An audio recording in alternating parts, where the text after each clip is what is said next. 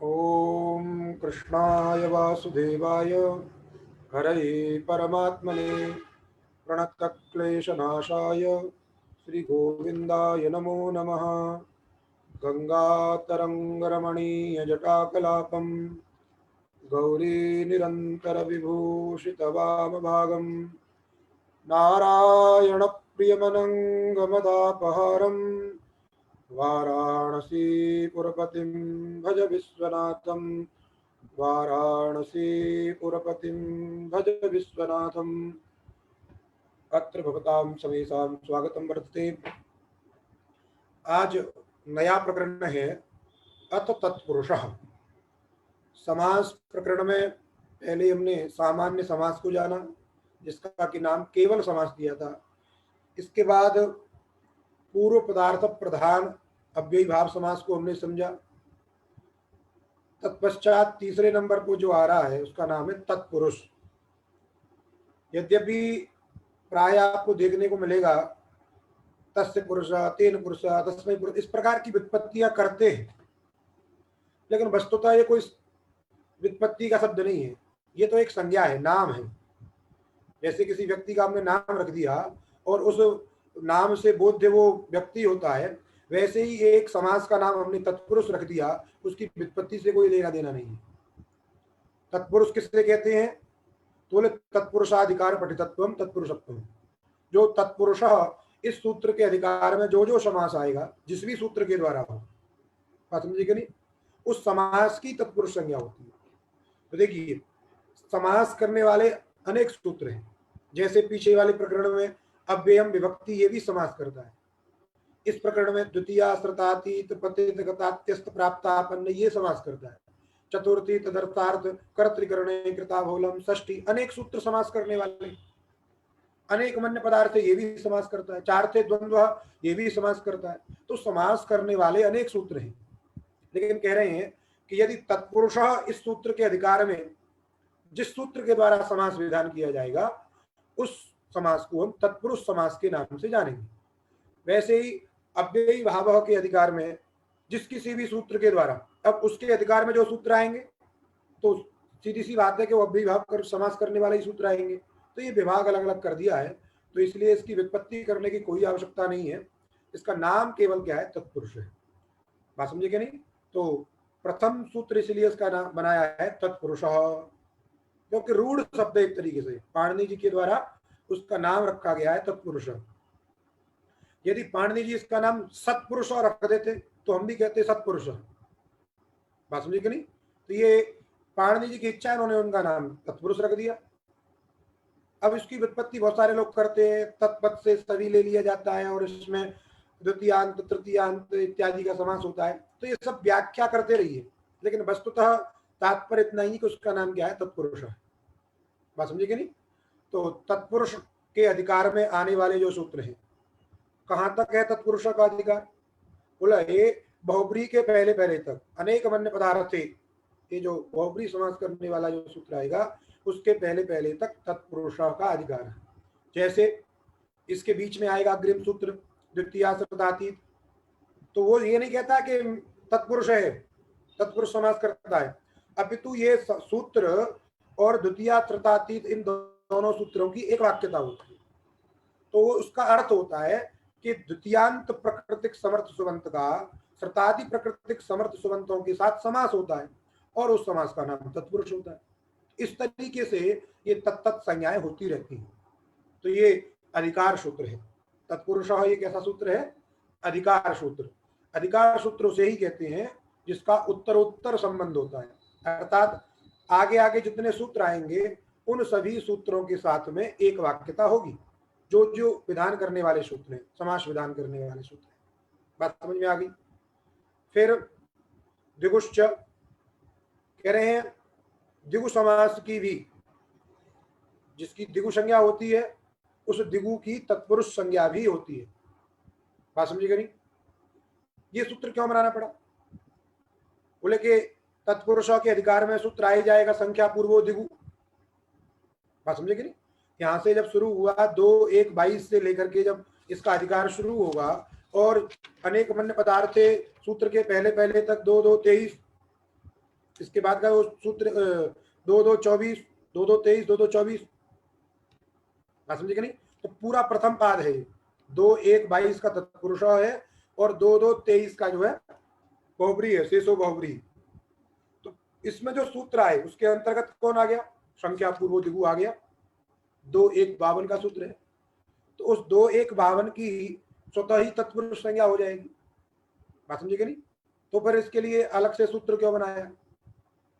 तो हम पीछे थोड़ा सा चले, अजंत पुल्लिंग में हमने एक बात पढ़ी थी कि यदि एक ही व्यक्ति की दो संज्ञाएं प्राप्त हो जाए, जैसे प्रकरण था विश्वपा शब्द में भ संज्ञा और पद संज्ञा का, तो वहां पर कहा था कि एक व्यक्ति की एक ही संज्ञा होती है, या तो उसका नाम पद संज्ञा हो सकता है या उसकी जो है भ संज्ञा हो सकती है। और उसमें भी कह दिया या परानवकाशाच, जो पर हो, अनवकाश हो, अचरितार्थ हो, वही होगी। तो यहाँ पर ही वही नेम प्राप्त हो सकता है। यदि ये सूत्र न रहे तो यदि उसको हम दिगु कहेंगे तो उसको तत्पुरुष नहीं कह पाएंगे, और यदि तत्पुरुष कहेंगे तो दिगु नहीं कह पाएंगे, क्योंकि एकस्य एक ही संज्ञा, एक की एक ही संज्ञा हो पाएगी। इसलिए एक ही व्यक्ति की दो संज्ञा हो जाए, संज्ञा द्वय समावेशात, समावेश करने के लिए इसमें च भी रख दिया है, बात समझेगा नहीं। च से किसको लाना है, तत्पुरुष को। बोले जो दिगु है, जिसको हम संख्या पूर्व दिगु से समझेंगे, उस दिगु की भी तत्पुरुष संज्ञा होती है, बात समझेगा नहीं। तो ये दोनों संज्ञाओं का समावेश इस सूत्र के कारण हो गया, नहीं तो या तो उसका नाम दिगु होता।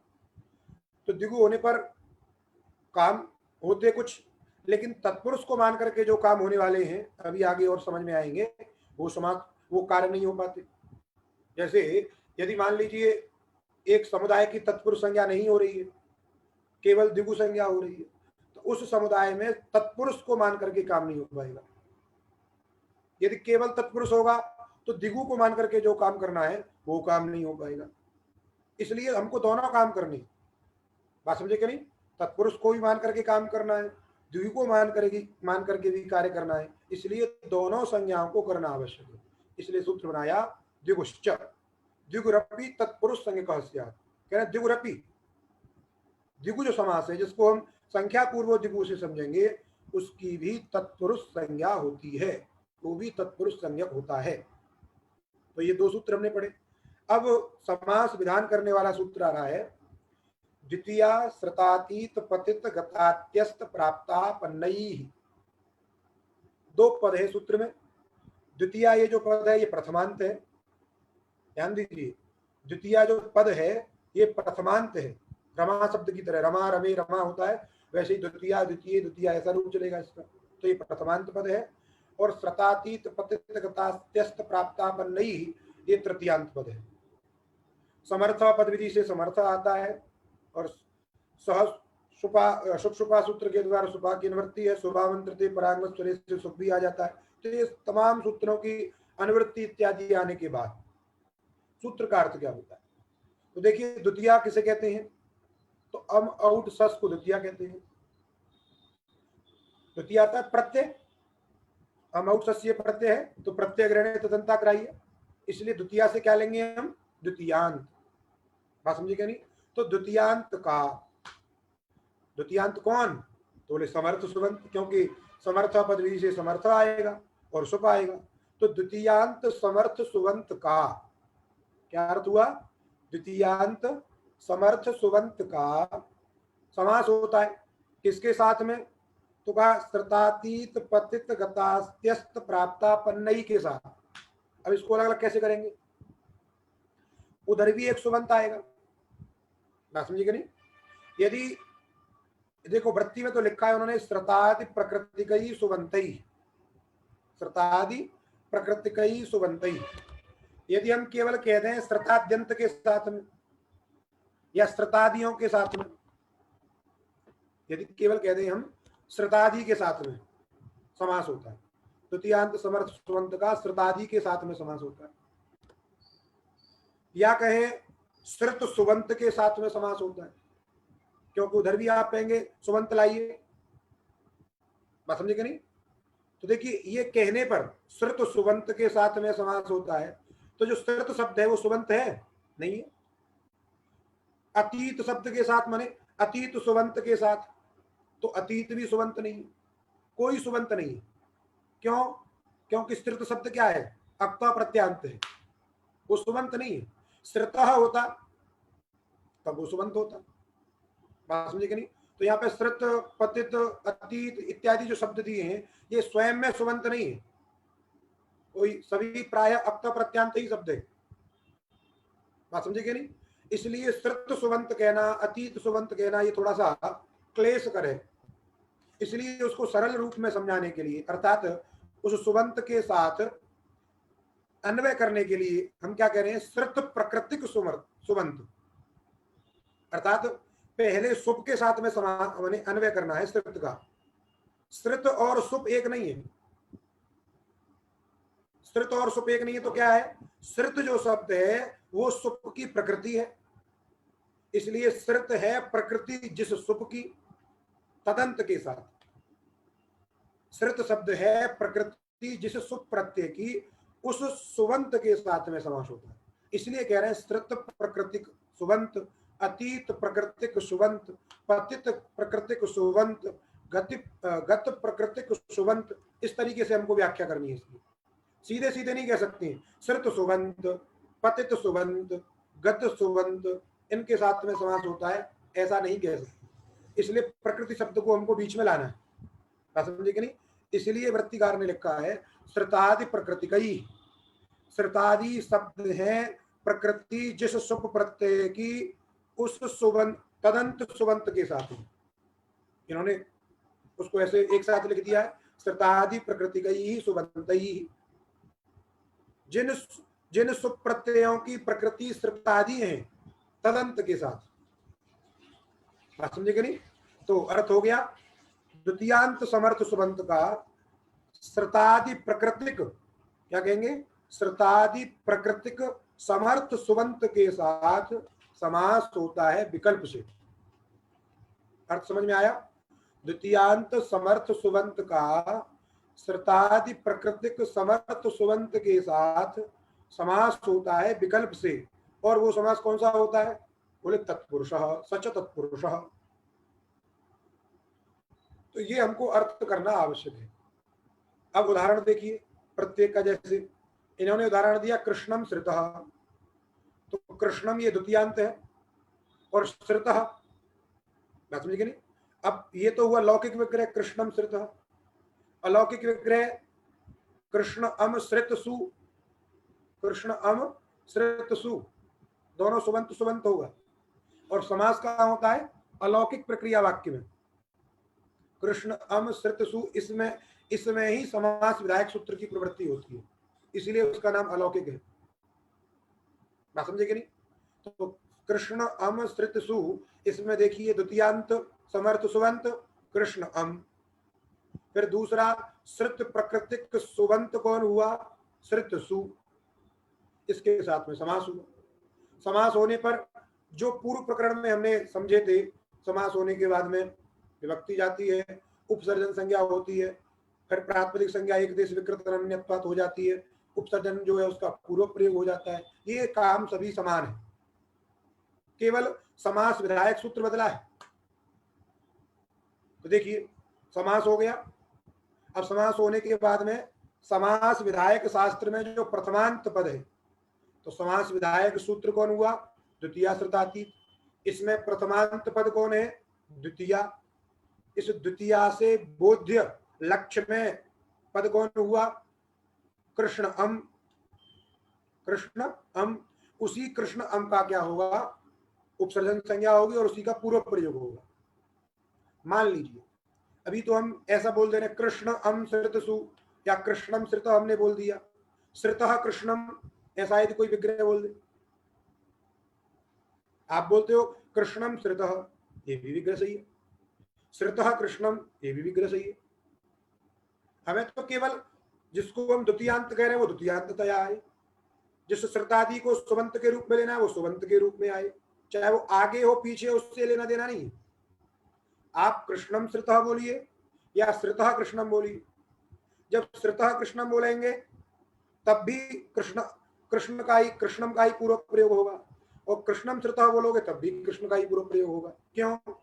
हमारा सिद्धांत है, नियम है कि जो प्रथमांत पद बोध्य होता है उसी की उपसर्जन संज्ञा होती है और उसी का पूर्व प्रयोग होता है। इसीलिए कृष्णम का ही पूर्व प्रयोग हो रहा है। तो कृष्ण अम श्रुतसु हमने पूर्व प्रयोग कर दिया है। अब समासत्वात् सुपो धातु प्रातिपदिक सूत्र के द्वारा विभक्ति चली गई। क्या बच गया? कृष्ण श्रित। क्या बन गया? कृष्ण श्रित। अब एक देश विकृत अनन्यत्वात् क्या करेंगे हम? इसकी प्रातिपदिक संज्ञा मान लेंगे और प्रातिपदिक मानने के बाद सुविभक्ति आएगी। कृष्ण श्रित सु, कृष्ण श्रित सु और सु का ऋतुसर्ग कर दीजिए तो बन जाएगा कृष्ण श्रित। तो जिसने कृष्ण का आश्रयण कर लिया है उसको हम कहेंगे कृष्ण श्रित। बात समझे कि नहीं? और भी उदाहरण इसके इत्यादि आगे लिख दिया है। 1 नंबर टिप्पणी पे सबके उदाहरण देखिए नीचे आदिपदेन, क्योंकि एक तो उदाहरण दिया श्रित का, तो कृष्णम श्रित कृष्ण श्रित ये बन गया। इसके बाद अतीत शब्द के साथ, जैसे दुखम अतीत, दुखातीत, तो दुखम अतीत लौकिक विग्रह और प्रक्रिया ऐसे ही रहेगी दुखातीत। कूपम पतित, कुएं में गिर गया, कूपम पतित, कूप पतित, सबके सब देखिए अपता प्रत्यांत है। बात समझेगा नहीं? दुखातीत, कूप पतित, ग्रामम गतः इति ग्राम गतः, जो गांव चला गया है उसको हम ग्राम गतः कृष्णः इदानीं ग्रामाद आगच्छति, जो गांव गया था कृष्ण वो इस समय गांव से आ रहा है, ग्राम गतः। फिर तुहिना अत्यस्तः, बात समझे कि नहीं? अत्यस्त का मतलब क्या होता है? या तो उससे परेशान हो गया, बात समझे? और भी इसके उदाहरण जो है मिलते हैं, बात समझे कि नहीं? नरकम श्रितः, नरक श्रितः, कष्टम श्रितः, कष्ट श्रितः, तो हिना अत्यस्तः है। और बहुत सारे उदाहरण इसके दिए। सुखम प्राप्तः इति सुख प्राप्तः, दुखापन्नः दुखम आपन्नः इति दुखापन्नः। इस प्रकार से जो भी द्वितीयांत हो और श्रुतादि प्रकृतिक शब्द यही रहेंगे, द्वितीयांत कोई भी बदल सकता है। बात समझे कि नहीं? इसलिए आपको बस ध्यान देना है, ठीक? तुहिना अत्यस्त का तात्पर्य है कि तुहिन बोलते हैं बर्फ। आज हमारे फ्रिज में भी बहुत बर्फ जम गई थी, पूरा हिमालय जम गया था, तो आज हमने उसको बहा दिया। तो वैसे तुहिना अत्यस्त, बर्फ जो है अत्यस्त माने नष्ट, पिघल गई है, इस तरीके से उसको कह सकते हैं। तो इस सभी के उदाहरण दे दिए, ठीक? दुखापन्न ग्राह्याणी। और भी आपन्न शब्द के साथ में और कुछ भी आएंगे वो अलग है, लेकिन यहाँ दुख एक दे दिया दुखापन्न। अभी तत्पुरुष समास के जब अंतिम में चलेंगे तो आएगा। अब देखिए अग्रिम सूत्र, तो ये द्वितीयांत का श्रुतादि प्रकृतिक समर्थ सुबंत के साथ में समास हुआ। अब इसके बाद में देखिए तृतीयांत का समास होगा, इसलिए सूत्र समास करने वाला सूत्र है आगे, तृतीया तत्कृतार्थेन गुणवचनेन। अब यहाँ पे बात है आपको समझनी है, बस केवल अर्थ सूत्रार्थ समझना है, बाकी प्रक्रिया में कुछ नहीं है, प्रक्रिया एकदम पूर्वत है। अब सूत्र का अर्थ समझिए।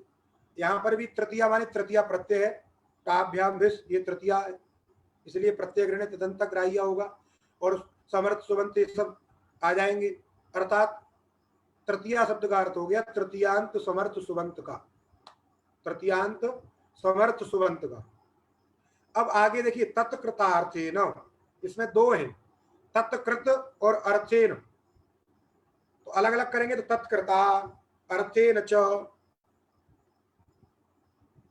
तत्कृत में तत् शब्द से किसको लेना है? तो हम कहते हैं कि तत् शब्द जो बुद्धिस्ट परामर्शी है, पूर्व परामर्शी, ऐसा हम बताते हैं। जैसे देवदत्ता गच्छति स इदानीं खादति, तो तत्पद से बोध्य कौन हुआ हमारा? जो पूर्व में जिसका प्रकरण चल रहा था वही, या आपकी बुद्धि में जो बुद्धि का विषय हो वो। तो वैसे ही यहाँ भी देखिए पूर्व में कौन है? तत्पद के पूर्व में कौन है?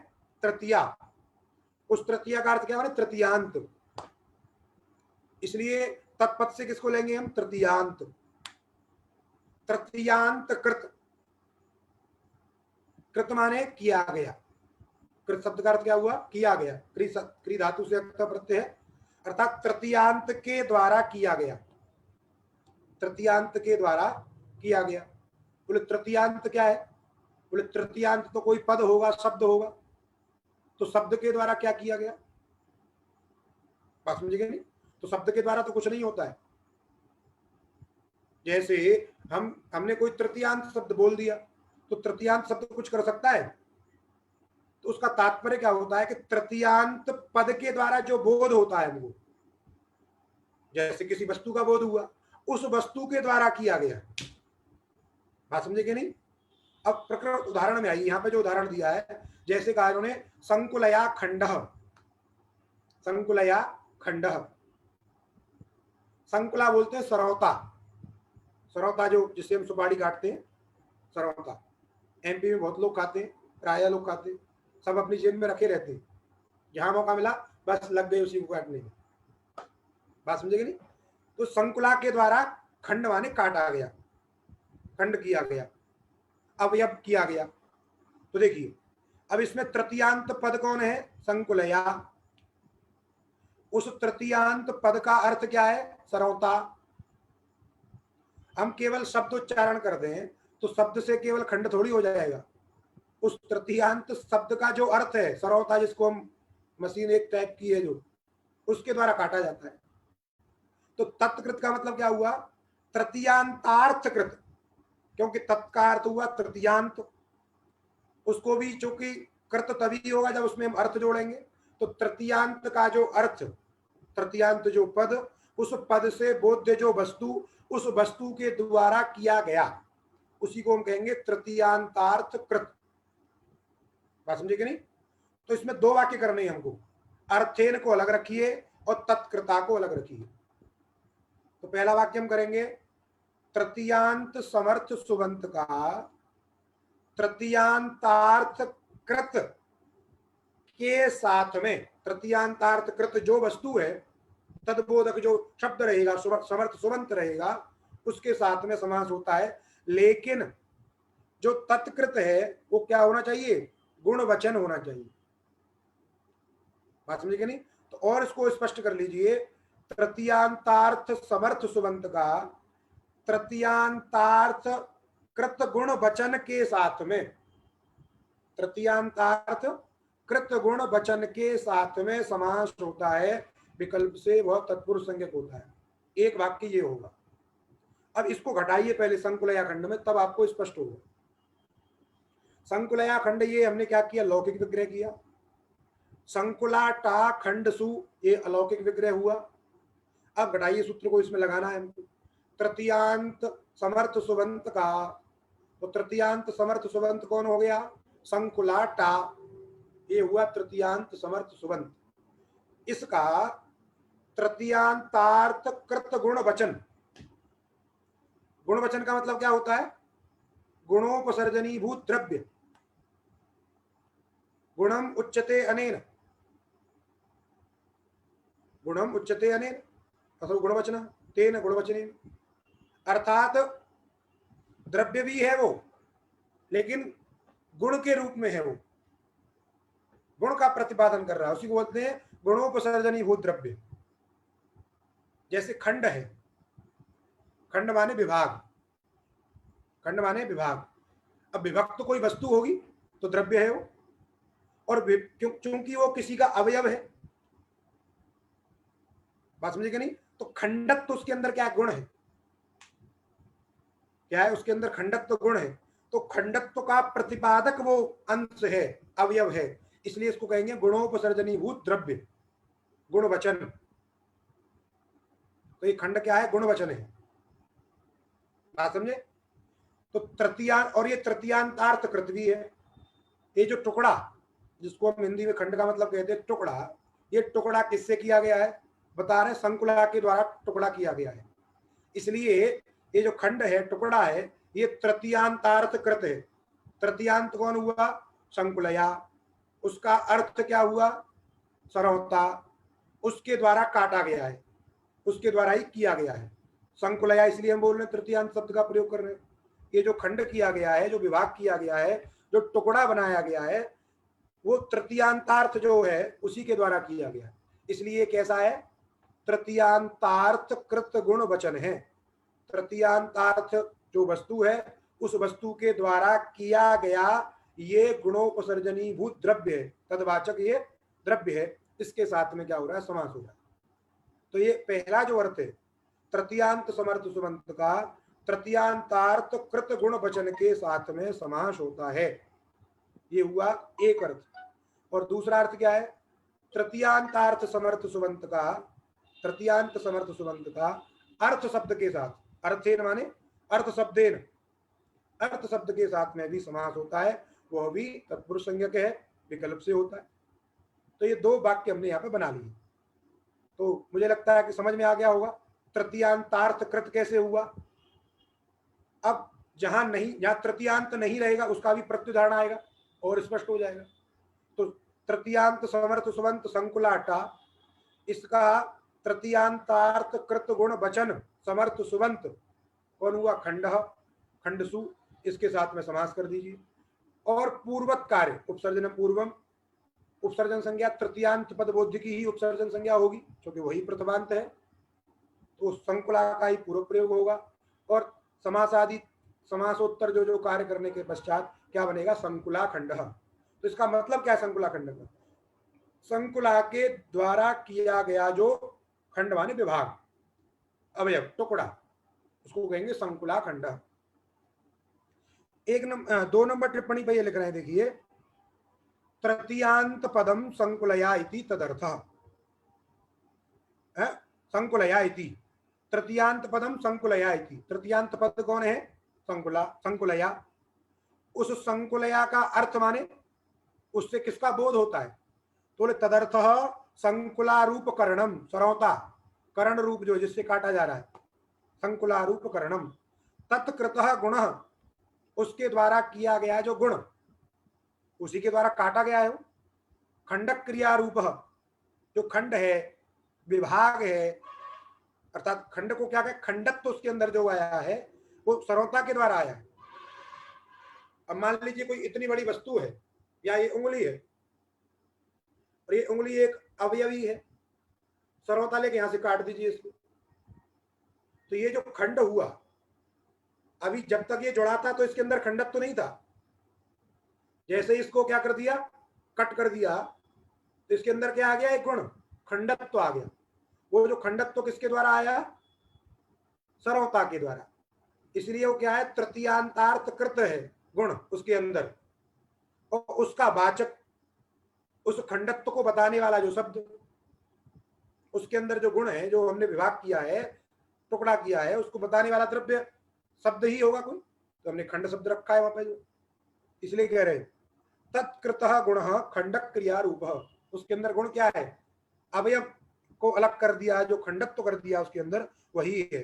तदवाचकम, उसको बताने वाला शब्द कौन है, तदवाचकम खंडपदम, तत्प्रकृतिक जो सुबंत, उसके साथ में अर्थात खंडसु के साथ में संकुलाटा का क्या होगा, समास होगा, यही इसका अर्थ है। बात समझे कि नहीं, स्पष्ट हुआ। जब वस्तु जुड़ी है तो उसके अंदर खंडक तो नहीं, जैसे ये उंगली पूरी है तो इसके अंदर कोई खंडक तो नहीं है, यदि इसको हमने किसी वस्तु से काट दिया तो क्या हो गया, उसके अंदर खंडक तो आ गया। वो खंडक तो किसके द्वारा आया, जो वस्तु है काटने वाली उसके द्वारा आया, तो उसी काटने वाली वस्तु के साथ में समास करना है, यदि वो खंडक तो गुण उसी के द्वारा आया है। यदि गुण किसी दूसरे के द्वारा आया हो और तृतीयांत पद कोई दूसरा हो तो वहां समास नहीं होगा, अभी आगे बताएंगे इसको प्रत्युदाहरण के समय। तो ये हो गया संकुलया खंड, संकुला खंड। अब तृतीयांत समर्थ सुबंत का अर्थ शब्द के साथ में भी समास होता है, जैसे धान्येन अर्थ, धान्येन अर्थ माने धनम, धान्येन में जो तृतीया है वो हेतु में तृतीया, हेत्वर्थ है तृतीया, धान्य हेतुकम धनम। जैसे किसानों के पास जो धन होता है वो कैसे आता है, रुपया पैसा कैसे आता है, वो अपनी फसल बेचते हैं और उसके पास पैसा आ जाता है। तो जो धान्य बेचा, उस धान्य के द्वारा क्या मिला, जो धन मिला, उसको बोलेंगे धान्यार्थ, धान्येन अर्थ, अर्थात धान्य हेतुकम धनम, धन, उस धन का हेतु कौन है, धान्य है। तो धान्येन इस तृतीयांत का, धान्यटा का अर्थ, अर्थ सु इस समर्थ सुबंत के साथ में समास हो जाएगा और पूर्वक प्रक्रिया है, बन जाएगा धान्यार्थः। बात समझिएगा नहीं? यहाँ पे 3 नंबर टिप्पणी पे लिख रहे हैं अर्थ्यते इति अर्थः माने प्रयोजनम। अर्थ्यते माने प्रयोजनम, धान्येन प्रयोजनम, धान्य क्या, धान्य हेतु का प्रयोजनम, इन्होंने दूसरा अर्थ लिख दिया है। लेकिन वहां पे धान्यार्थ माने धान्य हेतुकम धनम, सीधा सीधा अर्थ शब्द को धन परक ले ले। ये इस धन का कारण धान्य है, धान को बेच करके, फसल को बेच करके ये पैसा मिला है, उसको हम धान्यार्थ कह देंगे। अब जहां पर देखिए प्रत्युदाहरण देखिए, जो तत्कृत नहीं है, जो तत्कृत नहीं है लेकिन गुणवचन है। हमने कहा तृतीयांत समर्थ सुबंत का तत्कृतार्थ गुणवचन के साथ में समास होता है, लेकिन यदि वो तत्कृत नहीं है, तृतीयांतार्थ कृत नहीं है, तो वहां पर समास नहीं होगा। इसलिए कह रहे हैं तत्कृतेति किम, जहां तृतीयांतार्थ कृत नहीं है, जैसे अक्षणा काण। अक्षणा काण का मतलब क्या है? आंख से काना है, अर्थात उसकी आंख में काणत्व दोष है, यही तो तात्पर्य होता है। हम बोलते हैं आंख से काना माने उसकी आंख में काणत्व दोष है। अब ये जो काणत्व है, ये काणत्व आंख के द्वारा नहीं किया गया है। कोई भी आंख अपने आप थोड़ी कानी हो जाती है, बात समझिए नहीं? जैसे हम कहें कोई व्यक्ति अपने आप अपनी आंख नहीं फोड़ता है, इसको ऐसे कहें। अपितु कोई रोग हो गया, कोई गिर गया, चोट लग गई, उसके द्वारा क्या हुआ? उसकी आंख में काणत्व आया। तो अक्षणा काण में अक्षणा ये तृतीयांत है, लेकिन इस तृतीयांत के द्वारा काणत्व के अंदर जो गुण है काणत्व, वो नहीं लाया गया है, वो किसी और के द्वारा लाया गया है। बात समझे कि नहीं? रोग आदि के द्वारा। तो तृतीयांतार्थ कृत नहीं है। काण में ये जो काण है, ये तृतीयांतार्थ कृत गुण वचन नहीं है, केवल गुण वचन है, क्योंकि ये गुणोपसर्जनीभूत द्रव्य का काणत्व विशिष्ट का वाचक है। ये किसका वाचक है? ये गुण विशिष्ट द्रव्य का वाचक है, काणत्व विशिष्ट का वाचक है। लेकिन इसके अंदर तृतीयांतार्थ कृत नहीं है। तृतीयांतार्थ कौन हुई? आंख। उस आंख के द्वारा काणत्व नहीं किया गया है, इसलिए यहां पर समास नहीं हो रहा है। यहीं पर यदि रोगेन होता, रोगेन काण, रोग के द्वारा, क्योंकि रोग जो है उसके अंदर काणत्व पैदा करता है किसी आंख के अंदर। जैसे काणा शब्द का मतलब क्या हो गया? काणत्व विशिष्ट अक्षी। उस अक्षी में जो काणत्व धर्म है, काणत्व जो गुण है, वो किसके द्वारा आया है? रोग आदि के द्वारा। यदि तृतीयांत यहाँ यदि रोगेन रख देते तब तो समास हो सकता था। रोगेन काण इति रोग काण, लेकिन अक्षणा काण में अक्षणा इस तृतीयांत के द्वारा काणत्व धर्म नहीं लाया गया है, इसलिए तृतीयांतार्थ कृत नहीं है, अर्थात तत्कृत नहीं है। अतः तत्कृत न होने के कारण यहां समास नहीं होगा। बात समझ में आई? गुणोपसर्जनीभूत द्रव्य जो है उसके साथ में समास कब होगा? जब जिस तृतीयांत के साथ में हम समास कर रहे हैं उसी तृतीयांतार्थ से वो कृत होना चाहिए। बात समझे कि नहीं? तो ये बात यहाँ पे समझनी है। इसलिए 4 नंबर टिप्पणी देखिए आप नीचे, ननु एतत् सूत्रोदाहरण द्वये करणे एव तृतीया तथा च कर्तृकरणे इत्यनेनैव सिद्धे समासे इदं सूत्रम व्यर्थम इति आशंकते। इस सूत्र की आवश्यकता क्या है? आपने जो दोनों उदाहरण दिए हैं, संकुलया खंड, संकुलाखंड, ये करण में तृतीया है। धान्येन अर्थ, धान्यार्थ, वो हेतु में तृतीया है। बात समझे कि नहीं? कर्ता करण में, उसको भी यदि हम करण में ले आए, यद्यपि वो हेतु में तृतीया है, करण अर्थ में नहीं है, लेकिन जो लिख रहे हैं उनके हिसाब से हम देखें कि दोनों जो उदाहरण है वो करण में ही है, तो करण को लेकर के ही कर्तृकरणे कृता बहुलम इस सूत्र के द्वारा समास हो जाएगा।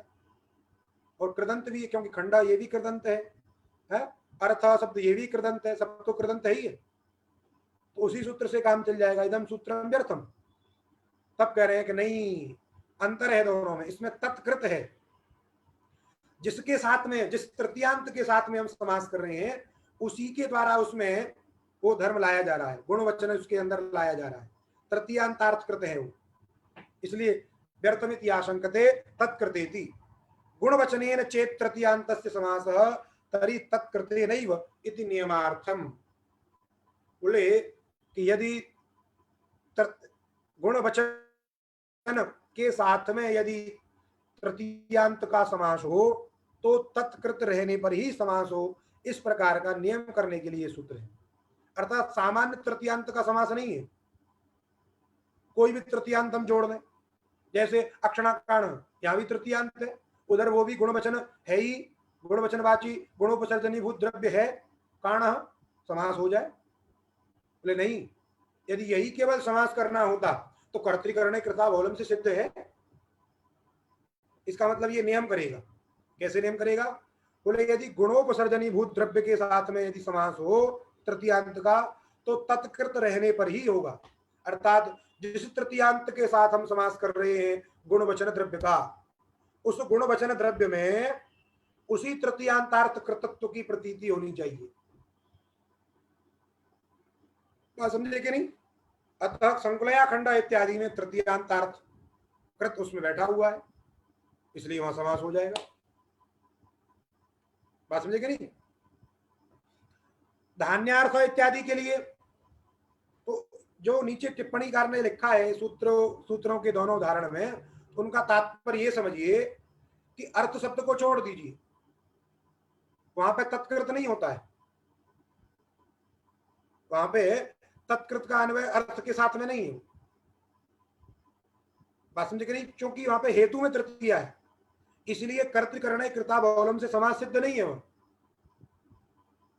इसलिए उसके साथ समास विधान करने के लिए उतना सूत्र तो बनाना पड़ेगा। तो इनका मतलब ये समझिए कि संकुलया खंडों में समास कर्तृकरण कृता बहुलम सूत्र के द्वारा हो सकता था, तो पुनः तृतीया तत्कृत इति किमर्थम? केवल सूत्र क्या बनाते हम? तृतीया अर्थेन इदमेव सूत्रमस्तु, यही सूत्र बनाइए। तृतीयांत का अर्थ प्रकृतिक समर्थ सुबंत के साथ समास होता है, ऐसा ये सूत्र तो हमको बनाना पड़ता है, क्योंकि कर्तृकरणे कृता बहुलम से धान्यार्थों में समास नहीं होता, क्योंकि न तो वहां कर्ण में तृतीया है और न वह कर्ता में तृतीया है, वहां हेतु में तृतीया है। तो इन्होंने जो लिखा है ननु एतत् सूत्रोदाहरण द्वये, इसको आप उदाहरण एक ही समझिए, माने संकुलया खंड इत्यत्र। बात समझे कि नहीं? कर्ण में चूंकि वहां प्रत्यय है, कर्ण में तृतीया है संकुलया में, तो कर्ण को लेकर के कर्तृकरणे कृता बहुलम से समास सिद्ध हो सकता था। अतः तत्कृत रखना क्यों? तो जो तत्कृत रखा है वो नियम के लिए। बोले यदि तृतीयांत का गुणवचन के साथ में यदि समास हो तो तत्कृत रहने पर ही समास हो, ये बताने के लिए। तो इनका तात्पर्य आपको समझना है, लिखा उन्होंने जो कुछ है। समझे कि नहीं? तो धान्यार्थ तत्कृतेति किम अक्षणा काण, ये बात आपको समझ में आ गई।